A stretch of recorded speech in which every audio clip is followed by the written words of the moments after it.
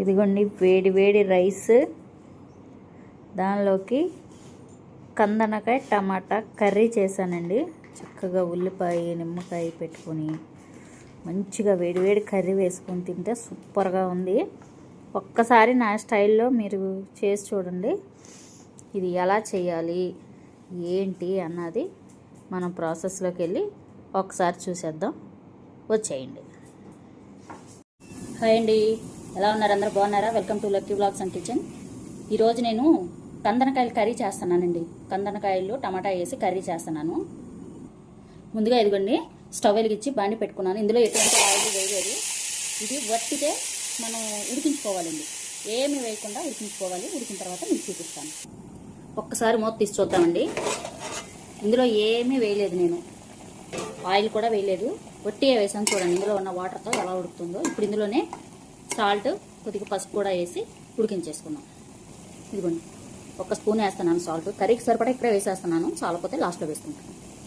ఇదిగోండి పసుపు వేసేసి ఒకసారి కలిపేసుకొని మూత పెట్టేసుకున్నాం. ఒకసారి మూత తీసి చూద్దామండి. చూసారా, ఇందులో ఉన్న ఆయిల్ మాత్రమే మిగిలింది. ఇప్పుడు మనం ఎంత ఆయిల్ వేసుకోవాలన్నది మనకి తెలుస్తుంది అన్నమాట. ఎక్కువ పోసేసుకోవద్దు, చక్కగా ఉడికిపోతాయి కూడా. చాలా ఈజీగా అయిపోతుందండి ఇది. నీసు వాసన కూడా ఏముండదు. ఇప్పుడు ఇందులోనే కట్ చేసుకున్న ఉల్లిపాయలు వేసేస్తున్నానండి. ఒక 2 నిమిషాల నుంచి ఆయిల్ ఎంత వేయాలన్నది వేసుకున్నాం. ఒక్కసారి మొత్తం తీసి చూసుకుందామండి. చక్కగా ఆయిల్ మాత్రమే పోయింది, మిగిలింది. చక్కగా ఉడుకుతున్నాయి ఉల్లిపాయలు కూడా. ఇప్పుడు కొద్దిగా ఆయిల్ వేసుకొని టమాటా వేసేసుకోండి. ఎక్కువ పట్టదండి, ఒక్క స్పూనే వేసాను ఆయిల్ వేసుకుంటానండి. ఇప్పుడు స్టవ్ మీడియం ఫ్లేమ్లోకి మార్చుకొని టమాటా వేసేసుకున్నాను. టమాటా చక్కగా ఉడికిపోతుంది అన్నమాట, ఈ ఆయిల్లోనే ఉడకాలి. మూత పెట్టేసుకుంటాను అన్నమాట. మీడియం ఫ్లేమ్లో పెట్టి మూత పెట్టేసుకొని టమాటా మధ్యలో చూపిస్తాను. ఇదిగోండి టమాటా ఉడుకుతుంది. దానిలోకి మసాలా చెక్క, లవంగాయ, యాలకాయ, ధనియాలు, ఇంతేనండి, నేనేం వేయలేదు. అల్లం, వెల్లుల్లి, పచ్చిమిర్చి, ఇవి ఒక్కటి చాలు. ఊరికే మసాలాలు ఎక్కువ వేసేసుకొని కడుపులో మంట వస్తుంది అలా అనుకోవటం కంటే సింపుల్గా మీకు ఇష్టమైతే గసగసాలు కూడా వేసుకోండి. నేనైతే వేయలేదండి, కొద్దిగా ఎండు కొబ్బరి ముక్క మాత్రం వేసాను. నేను వేసే మసాలా ఇది మాత్రమే. ఇది ఇప్పుడు మూత తీసి చూసుకొని కర్రీ ఎలా ఉందని చూసి కలిపేసుకుందాం. ఇదిగోండి కర్రీ మూత వేసుకున్నాను. ఆల్మోస్ట్ టమాటా కూడా మగ్గిపోయింది.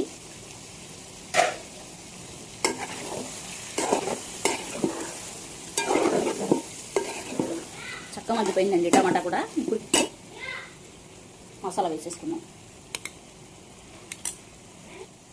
ఇవన్నీ మసాలా అంతా వేసేసుకున్నాను. ఇది కూడా కొద్దిసేపు వేగిన తర్వాత అప్పుడు కారం వేసుకున్నాను. మా ఛానల్ చూస్తున్నారండి, వీడియోస్ బాగా చూస్తున్నారు, మంచి వ్యూస్ వస్తున్నాయి. సబ్స్క్రైబర్స్ రావట్లేదండి, చూస్తున్నారు కానీ. తప్పకుండా అందరూ కూడా సబ్స్క్రైబ్ చేయండి ఛానల్. ఏదో నాకు వచ్చినంత వరకు మంచి వీడియోస్ చేయడానికే ట్రై చేస్తున్నాను. వ్యూస్ అయితే బాగా వస్తున్నాయి, చక్కగా చూస్తున్నారు అందరూ కూడా. ఓకేనా? సబ్స్క్రైబ్ చేయండి తప్పకుండా ప్రతి ఒక్కళ్ళు కూడా. ఇప్పుడు దీని మీద మూత పెట్టేసి కొద్దిసేపు మగ్గించుకుందాం. 5 మినిట్స్ అయిందండి. ఒకసారి మూత తీసి చూసుకుందాం. మసాలా కూడా చక్కగా వేగిపోయింది. ఇప్పుడు ఇందులోనే కారం వేసుకుంటున్నానండి. ఇందులో కొద్దిగా కారం ఎక్కువే వేస్తాను నేనైతే. చక్కగా కలిపేసుకుంటే ఊరికే అసలు ఉల్లిపాయలు కూడా నేను 2 వేసానండి. 2 టమాటాలు వేసాను. గ్రేవీ కూడా బాగానే వస్తుంది. కొద్దిసేపు దీనికి సరిపడా, కొద్ది గ్రేవీకి సరిపడా వాటర్ వేసుకుందాం. ఇదిగోండి వాటర్ వేసేసుకుంటున్నాను. మీకు గ్రేవీ ఎలా కావాలో అంతవరకు ఉంచుకోవచ్చు. ఓకేనా? ఒక్కసారి మొత్తం తీసి చూడండి కర్రీ. అసలు కలర్ ఎంత బాగుందో చూస్తుంటే. చూసారా ఎంత గ్రేవీ వచ్చిందో. ఇప్పుడు ఇందులోనే కట్ చేసుకున్న పచ్చిమిర్చి, కరివేపాకు, కొత్తిమీర, అంతే అయిపోయిందండి కర్రీ. నాకు ఇంతవరకు చాలు గ్రేవీ. ఓకేనా? ఎమ్మీగా ఉంది. అస్సలు ఎలాంటి నీచు వాసన కూడా ఉండదండి. ఇది ఎందుకంటే మనం ఆయిల్ ఏమి లేకుండా ఇందులో ఉన్న వేస్ట్ వాటర్ అంతా ఇంకిపోయిన తర్వాత ఆయిల్ వేసుకున్నాము. కర్రీ అయితే చాలా చాలా బాగుంది.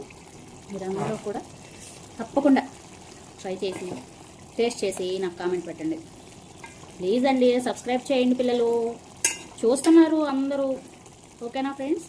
దీన్ని చక్కగా విడివేడి అన్నంలో వేసుకుని తింటూ మీకు చూపిస్తాను. ఓకేనా?